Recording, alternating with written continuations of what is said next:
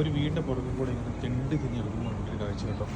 ഇത് കണ്ടില്ലേ, ഒരു മുന്തിരി വള്ളി ഇങ്ങനെ മുകളിലേക്ക് പോയിട്ടുണ്ട്.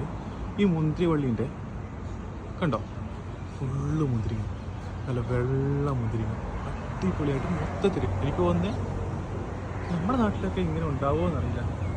ഞാൻ ഇസ്രായേലിലാട്ടോ ഉള്ളത്.